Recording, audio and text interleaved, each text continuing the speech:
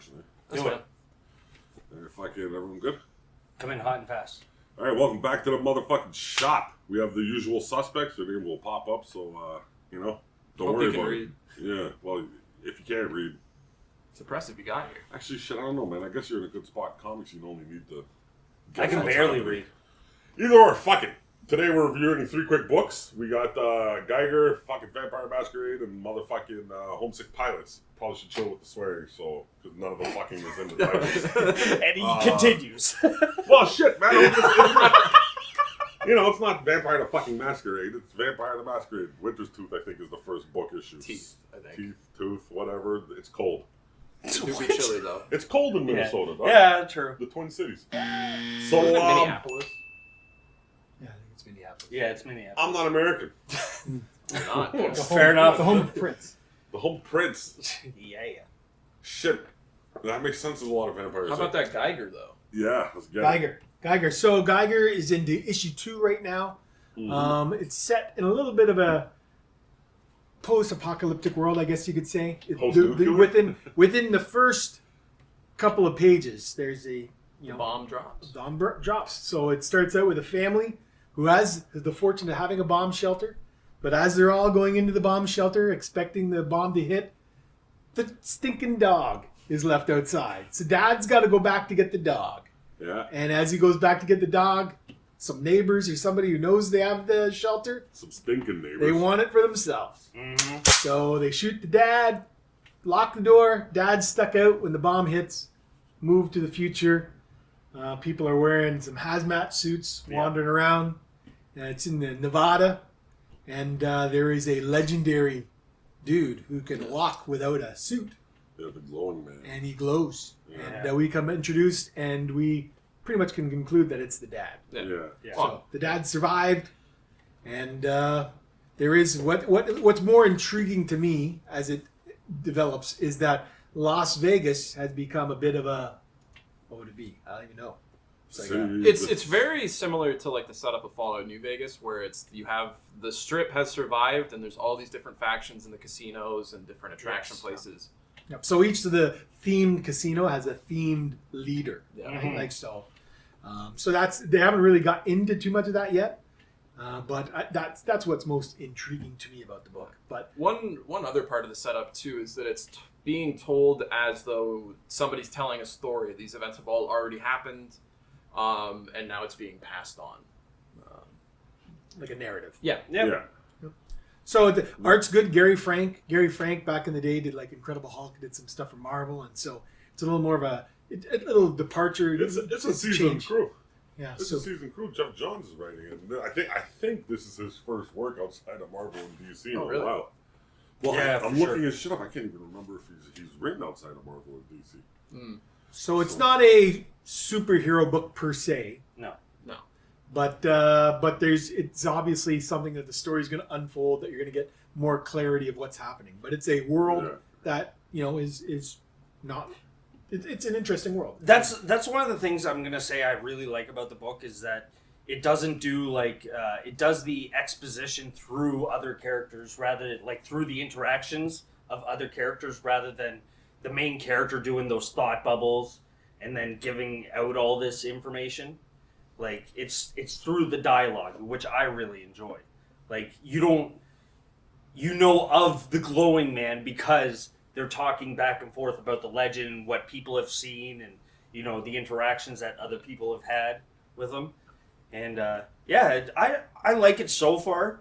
All the side characters, like the king there or the prince, he acts like a little spoiled prince. Kind of like the Prince of almost like Game of Thrones. Yeah, like I like his character. Like he's a little weasel for sure, like 1000%.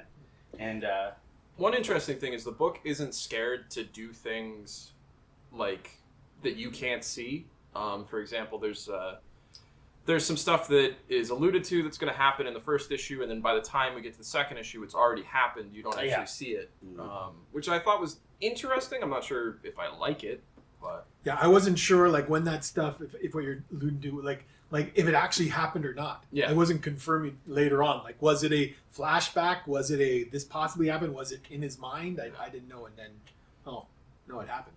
Yeah. So, and that was the thing I liked about it, was the fact how he was telling the story, doing the painting and stuff like that.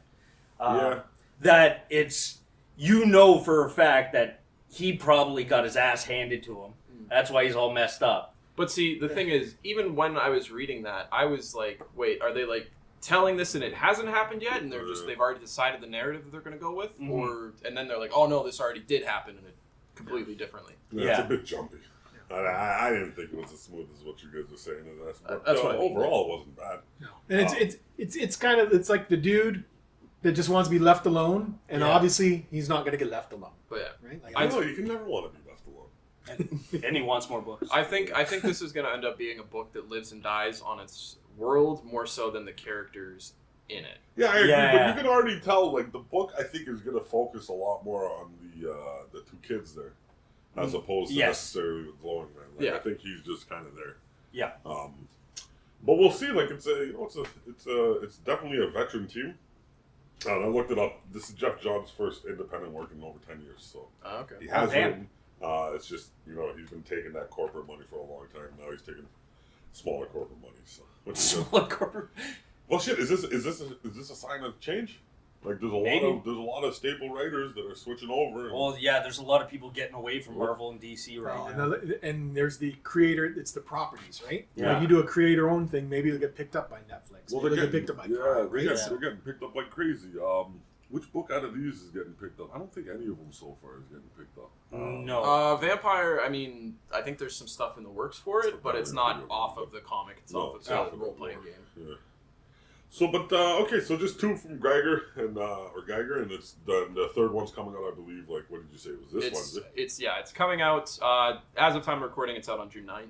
Yeah, so that's a couple days from now. We're filming this on a Sunday. You might be watching it on a Thursday. So if I get it's either out or coming out. So, anything else we need to add? No, that pretty much sums up everything. One thing I'd like to actually mention, they don't actually say the scale of how many nukes they dropped either. It's just, we know for sure Nevada's fucked, right? Yeah. So, and we don't know why. So there's that too. So, or where it came from. We just don't know what they have. But I think that's usually like the least important part of a post-apocalypse thing. Like, where the nuke came from? Yeah, for sure. Yeah. Generally speaking. But at one point or another, they tend to talk about where it came from. It came from China. It's possible. It's possible. All right, so next up we got the Vampire Masquerade. Yes. So this one has been around a lot longer than Geiger, going a lot longer than Geiger. I think it's on issue 8 or 9 now. 8 was released, like, I think 2 weeks ago. Okay. And it is set in the Twin Cities of Minneapolis and St. Paul. And it follows, there's 2 different plot lines that kind of interweave. There is Cecily Bain, who is an enforcer for like the local vampire aristocracy, who has to investigate some stuff. And then there is a group of kind of like neonate vampires who are just trying to survive. But if you're not familiar with the Vampire the Masquerade setting, basically vampires have been around forever. And they come from all these different bloodlines that drastically differ from each other and inform what the vampires can do. And it's very intrigue heavy. Like, it's a very... Basically, like, the RPG is very role-play heavy. There's not necessarily as much combat as something like D&D. Yeah. And yeah, it's a very established setting. So I think it can be a lot when you're first jumping into it. But what did you guys think of it? Yeah, kind of on the same boat as you, man. It's felt like there's even more factions in the 2 you mentioned. Like, shit, they keep mentioning factions like every other page. Vampire is a very, like, fractured society. The 2 big ones are the Camarilla, which are, like, vampire nobles. They basically are all about protecting the Masquerade, which is the keeping the existence of vampires. Shouldn't you touch up on what the Masquerade is really quick? Yeah, so it's basically a set of rules that vampires have to follow to make sure that they don't get discovered. And if you break them, you die. Yeah. Like, that is, like, the cardinal rule. And there's, like, a council that oversees the rules of the Masquerade. Yeah. Which they're called the Masquerade. All different types of vampires, and apparently vampires every once in a while get really cool abilities, like the Cecilia girl can slow down time. Well, she just moves very fast. She doesn't slow down time. Sure, she moves super fast. Yeah. But yeah, it's all based on like what bloodline of vampires you come from. Yeah. But another kind of selling point of the comic, I guess, is that each issue had a bit of a supplement. Yeah, RPG content. Yeah. So if you're into Vampire the Masquerade, there's like characters from the book. There's stuff about the setting, some of like the NPCs that you might run into, stuff like that. The trade you got right there has like I think 20 or 30 good pages of content. I think it's closer to like maybe like 10 or 15. But yeah, it's a lot. Man. It's quite a bit to go off of. You know, like blank character sheets and that kind of thing. Yeah. No blank ones in this. No, in the original. Oh, is there? So I said there's like I don't know if it's in the trade, but I think issue 2. I don't think it was blank. I think they were for the character. Oh. So, like, in terms of the story, I felt, and I was mentioning this to Spenny and Walker earlier, the story definitely felt like a one-person campaign. A little bit. You know what I mean? Like, it was the one storyline with Cecily is definitely more of like a solo thing. Yes. And the other storyline with the group would be probably what you'd see in a typical like vampire party, more or less. Yeah, here comes the bomb review. Riddick? I didn't look at so my knowledge of Vampire the Masquerade is like when I think early to mid 90s when it first came out as an RPG. Biggest memories, Tim Bradstreet did a lot of the illustrations, who went on to do covers for Hellblazer and Punisher and a variety of things. Very stylized art. But reading this made me think it was 1995, but not in a good way. So I felt like it felt like it didn't feel nostalgic. It felt dated. And again, some of those things are the themes are tropes that are kind of followed vampires and stuff like that. So if you're a fan of the Masquerade, but I mean, there's so much that interchanges, and it's become canon, right? Whether it's through Interview with a Vampire or with True Blood or with Vampire the Masquerade, there's a lot of repeated things, right? Yeah. So it wasn't. I only could get through the first 2 issues, so it wasn't something that hooked me in. I've been told that if I gave it a little more time, I might have got the hook. But at the beginning, it was just like, you know what, like been there, done that, and not intrigued. Don't need to go back. You know, I don't know. I thought there was like certain points that were just really fucking grimy, man. Like when she takes her fledgling there or whatever you want to call it, and she's like, "Yo, you gotta hunt," because like for whatever reason she's not eating stored blood or whatever. Yeah. So she goes out and she's like, I'm gonna find you a bad person. You know, if you find this dickhead drug dealer, she eats the drug dealer, and then afterwards she's like, Yo, okay, now I'm gonna take you somewhere else. And you see this drug dealer's kid. She's like, what the fuck are you showing me this for? And you know, she just showed him the repercussions of.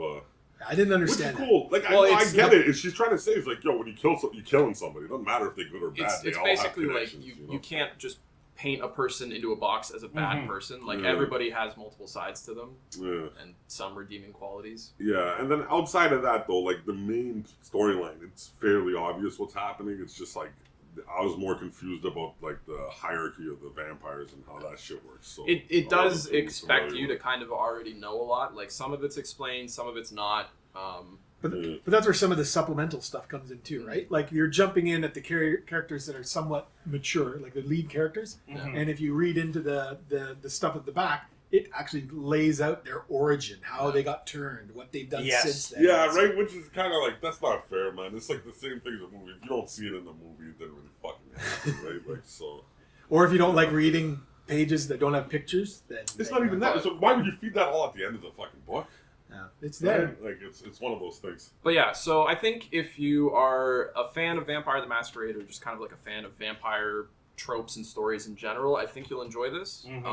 But if you're a little bit more on the fence, it is a bit of a dense book to get into. All right, cool. So third up on the dock, Homesick Pilots. Yeah, we got Homesick Pilots.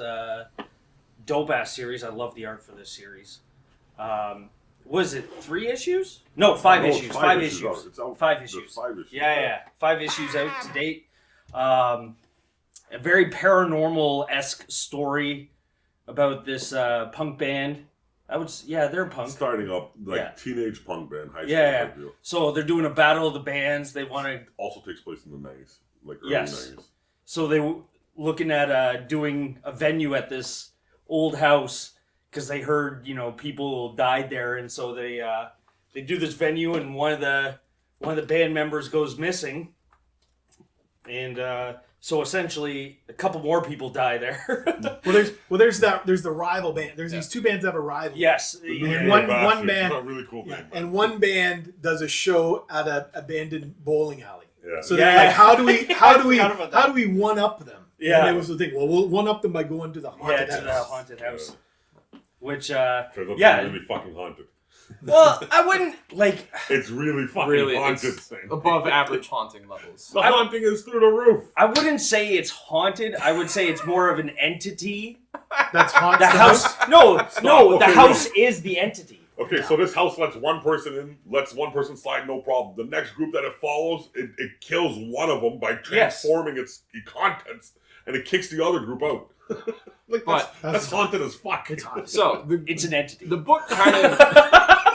book kind of slowly changes as it goes through the issues. Like at first it's like, oh, we're gonna be this like punk rock thing, and then it's like, Yeah. oh no, we're gonna do some like paranormal stuff. Wow, way to take Riddick's gripe right out of his mouth, man. That's literally what Riddick No, is. but I then was it's just describing it. It's a shared gripe. Then. Like It's- I'm not saying it as a gripe. It's I didn't have an fairly issue with it. Riddick did though. Yeah, I didn't either. I thought it was kind of cool. But again, ghost shit isn't usually my tea. I don't fuck with no ghost shit, man. You fucking go see me, I'm gonna slap the shit out of a motherfucking ethereal slap the shit out of that motherfucker. Ethereal. I just don't think it knows what it is yet. Yeah. Every issue is its own identity, in my mind. I think the thing is the book knows what it wants to be. It's Yeah. just taking this like winding path to get there. Well, the book might know, yeah, but the I reader think so. don't. Well, shit. I don't know. Like, I don't Ghostbusters mind on the track. journey that it's going on. Like, yeah, it does jump around, but like, it does help establish characters more with the jumps. Like, you learn more about what's his name in the third issue. The one who's looking for her. Buzz or whatever his name is. Yeah. Buzz or, You learn more about his home life and his life with his aunt because he lives with his aunt. And That was almost accidental. no, that was literally right at the beginning. No, I That's know, like but the like I'm saying, introduction. it was like it seemed like it was an accidental like glimpse into his life. Oh. Like, just because she was No, but I talking think about the whole point is like.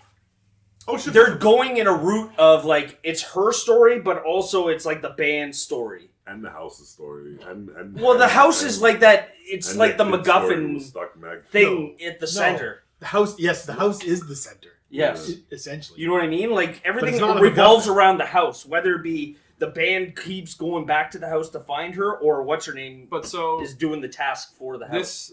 so the first arc of the story has wrapped. Amy? Maybe There's that's it. there's already more issues coming out.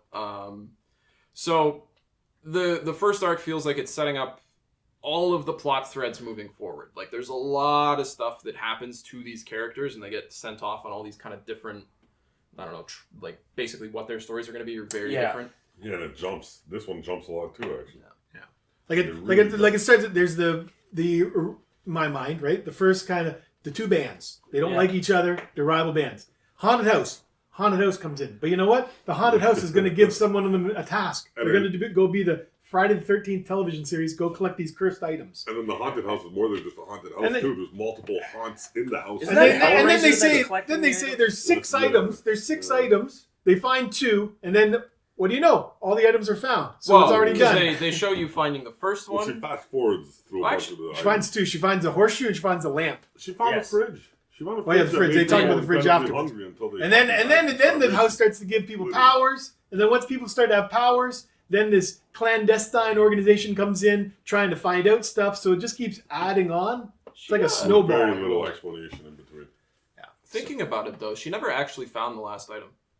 I think it's I know because she said I've done all the six items. No. I'm done. No, she was going to get the Whoa. last one, and then that's when she fought the tape monster. I don't think so. Yeah, I thought she argued that I've been helping you. Yeah. You should help me now. I thought she argued like my deal is done. We have nothing more to do. And then they were like, but the design stuff is really nice. I art is love impeccable. the art. The art is fucking really. And they have really they clean. have a couple of really cool page spreads. Like once again, Riddick wasn't the biggest fan of it, but they have one where they're going through the rooms of the house, but there's two Yeah. groups going through, and so you have to read one group kind of goes like this through the page, and the other one goes like this, and they meet up in the middle. Yeah, it's like they both enter the house from separate spots, and they both have the conversation simultaneously, and then they meet in the middle. So it is jarring. He's not wrong. It's jarring when you first look at it and you don't know what's happening. Because they're supposed to meet in the middle, but you get past and then you realize, oh wait, I should have been reading this about, and then you kind of back up. It looked really nice, but just execution.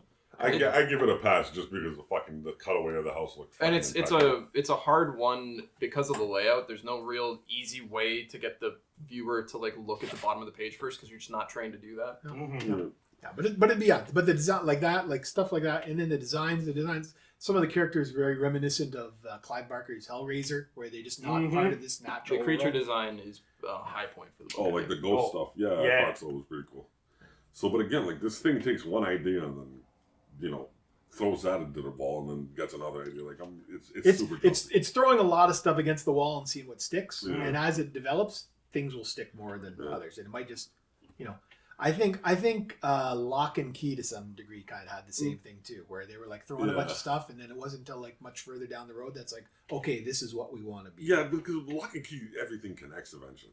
Like he did a really good job at dropping something like a little earlier, and then like a bit later down the story it connects with what happened there. So so you say it's the end of the story arc, Spenny? Yes. So does that mean there's a gap before it starts? I don't again, know. or- So the basically the first trade is what we read, the 1 to 5, and then 6 should be coming out within the next couple weeks. Yeah. Sorry, but it makes sense where they stopped it. Yeah, for For sure. a trade read, For sure. So. And so I think I have a bit of a differing opinion here. I just want to get it into the end. I don't think this is that much of a ghost story. It's a ghost story. I don't think it is. I think it's a ghost with drama story. Sure, but I think primarily the story is about these characters and things that they've experienced, and the ghosts are just tacked on there to get you to read it. Maybe, but they only really wanted to. Actually, whose fucking experiences do they really talk about? Look, man, it's just like if you really want just a straight up ghost story, this is not the book. No, that would be like saying Wolverine is not an action comic. It's a comic about a guy who has so much angst for living as long as he had. Wolverine that sounds like isn't an action comic. Wolverine's a depressing fucking comic right now. But people why are we bringing up fucking? So is Hawkeye. People don't come to it for the angst. They come to it for the snick. Like that the is literally snakes. what, the sneaky snakes. So I think the same. I mean, there may be the underlying thing of the turmoil and because this girl we don't know fully, but she's suspected of killing her mother or having some involvement in her mother's death, and so there will be that underlying beneath the surface. I'm sure at some point her mother will visit her in a ghost form. That angle too just kind of was like, to me it was more of like, this is what people do with information. They fuck it up all the time, right? Like, I don't think she killed her mother. I don't think she had anything to do with that. But people hear stories and then they just. It's the phone game, right? Yeah. And that's the thing. That's everybody thinks she is. Outcast character, right? Yay. But okay, so we're gonna do something a little bit different for reviewing this time, like in regards to giving a rating, etc., etc., etc. So I'm gonna ask you guys a couple questions. Out of the 3 titles, which one do you think had the best storyline? They're all potential too, since they're all relatively at the start. Can I rank them 1, 2, 3? 1, 2, 3. Yeah. Okay, so Geiger, number 1. Yeah. The Homesick Pilots, which again, homesick is 1 word. So I don't know why it's 2 words in there, but Homesick Pilots, number 2, and then I think it's because it's a name. And then it's Masquerade. 3 for story. 5. Oh, 1, 5. 1, 2. Read the whole story. Breaking the rules. There isn't even 5 comics. 1, 2, 5. I don't know what 3 and 4 are yet, but I know they're better than this one. Wow. Sam, do you want to give your 1, 2, 3? Yeah, I was gonna go Geiger as number 1. This asshole stole it, so I'm gonna go. Yes, because you can't do the same thing as somebody No, else. I can't. Well, the whole point is what I'm trying to do here is get everyone's 1, 2, 3s, and then I'll put hopefully okay. I did. So I would have done 1, 2, 3. There it is. Exactly like me. But I don't want to be the same. Oh, 1, 2, 3. No. We're holding to your first 1, 2, 3. Yeah, that was. We're holding to your first 1, 2, 3. Damn it! Do you want to give was there any separations? Well, shit, you're not even the same anyways, because that's 5 for Riddick. Yeah. That's all. 3 and That's 4, true. That's true. with 3 and 4 being more traumatic. No, I really like Geiger. I like the execution. I like the dialogue. I like everything about it. Like art, dialogue, just the setup. Okay. Homesick Pilots. I like the setup. I like the characters. Talk about story though. What's the best stories out of the 3? We're gonna get best to our story. in a second. Best story. All right, cool. Spenny. I feel like I feel like I have to go against the grain here because I think Vampire is a lot better than the other 2 are giving it credit for. But I'm the only person on this panel who has actually played the game. So take that with a grain of salt. Take it with a grain of salt. Elitist. Yeah. That explains a lot. So I'm gonna put Vampire first, and then I'm not doing 2, 3. I'm ranking Geiger and Homesick the same. Okay. I just gotta say, I might be tainted because in the 90s I recall people actually playing Vampire the Masquerade live, like they were like cosplaying, walking around the streets. like, I'd cosplay that as long as there's some. Actually, yeah, it's kind of weird. I know exactly where you were going. Just with wandering that. the streets of downtown London. Anyways, I don't want to see Kyle Griffin. In what are you saying, Nock? Shit, man. You know, I asked the question before I could actually formulate an answer. He asked all of us before we could formulate an answer. Fuck, you know, I'm gonna go. Fuck, I'm probably just gonna throw Homesick Pilots as the better story because it was fucking. You know, usually when I'm reading a book, it's either like, you know, fairly obvious or I feel like it's kind of laid out. This one, I was just like, what the fuck is happening? So it's kind of like one with a question mark. And then I'd probably put Geiger at 2 and Masquerade at 3. But again, I didn't hate Vampire Masquerade. I'll most likely continue reading it just because there are some really grimy fucking moments. It's just, the world is too big and you kind of opened it all up without any explanation. I feel like it kind of takes away from what you're trying to get on the story. See, my thing is I don't even want to like rate them against each other because they're so different. Yeah, the stories are so different. But that's what we do out here. We take the fucking hard road. We take the hard truths. Right, People listening have hard-earned money that they can only buy one. So they're like, what can I only buy exactly. one? If you can only buy one. You know. So the next piece, because it's obviously a comic book, right? We got story and then we got art. Out of the artwork, out of the 3, what we're gonna go with? Let's kick it off with Spenny this time. All right, I'm gonna do. I think Homesick has the most variety of art and interesting visuals, so I'll go 1. Then Vampire, and then Geiger just didn't do anything interesting art-wise. It's a very standard-looking book, so I'm gonna put it at 3 for that. Even the radioactive creatures were fairly standard. They're just big. They're just big insects. Yeah, big ants. That was all. And It's not that it's definitely not that the art is bad. It's just uninspired, I guess. It's clean though. It's clean. The art is good. It's boring. Sandy next. I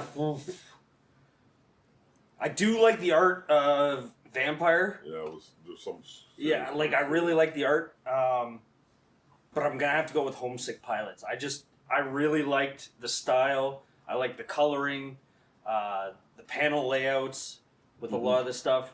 Like, it appealed to me overall, like, the most. So I'd probably go 1, 2, and then 3 in terms of art.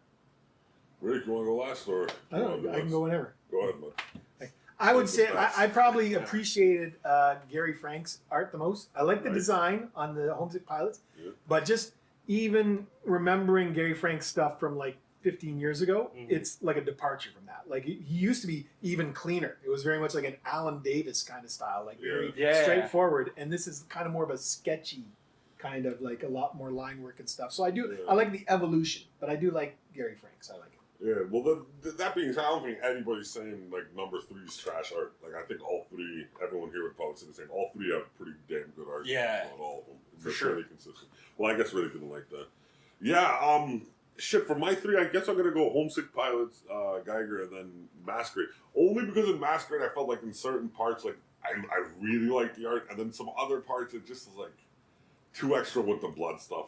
I get it, it's a vampire. Yeah, they did the blood stains a lot. Right, yeah, you're supposed to be a masquerade and then get the blood everywhere. It's like, what the fuck? What type of dickhead's gonna walk across the alley with dead body and blood everywhere, right? But they do have cleanup crews, and they did describe. They do describe that cleanup crews come. But it wasn't clear to me as well because as I only read the 2, but as I read it, it's like, hey, the second half of the book isn't as bad as the first half of the book, and then issue 2, I realized there was 2 different artists. So Yeah, well, I should have mentioned this one because we're gonna put the credits as we speak about it.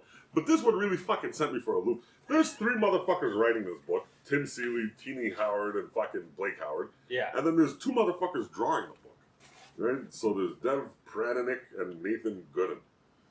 It's like, man, Jesus fucking Christ! Now who's getting paid? Yeah. Nobody. Yeah, because it doesn't really identify it as 2 stories, and I'm told that they eventually merge. But it's kind of like just as with any comic, you know, it's almost like it goes from one scene to another scene, and partway through the book, it goes from one scene to another scene. Like, credit to them, it didn't seem like it was 2 different writers and 2 different artists. It just, you know, I don't know. And probably the two that have the last name are probably a couple. Yeah. Married couple. So it's not that weird that there's three. No. But like, shit, 3 people on it. That only happens when it's like a fucking, hi, my name's Keanu Reeves, I'm gonna write a comic. You know what I'm saying? And I wouldn't be surprised. I don't know this. You're beautiful. I don't know this. Aqua's doing the research, but I wouldn't be surprised, because there was also Vampire the Masquerade novels. Yeah. So part of me wonders, was one of these teams did novels? But why would they be on the comic? Like, that should make no sense. Because maybe they were really bad novels. All right, cool. So that's what we're gonna do, and then we're gonna put up the scores, and then you can kind of just base, if you're interested in the book, off of the motherfucking score. Now, if you want someone to fucking breastfeed, you go somewhere else. But you're gonna have to chew your own just food. really quick before we end, if you're gonna listen to anybody's opinion, I'd rank it 1, 2, 3, 5. I'm 1. You gave me 1. Yeah. You think I feel would like have I lived should through regrow this? my heart, dog. I feel like I You should think I would have regrow lived my through this if I put myself at 1? Bruh. My heart's shrinking again. But fear is still respect, so. No, yeah, fucking A. Fucking, yeah, so that's, and then, oh, shit, next time we get back on this, we're kind of dipping more into independent shit. I fucking personally, I'm done with Marvel. I'm done with DC. Mm-hmm. But I'll still collect the shit because I'm a crackhead. But, so we're gonna do, crossover. Donnie Coates or Cates? How do you pronounce his last name? Cates. This guy is killing it right now. Yeah, I think oh, he's for probably- sure.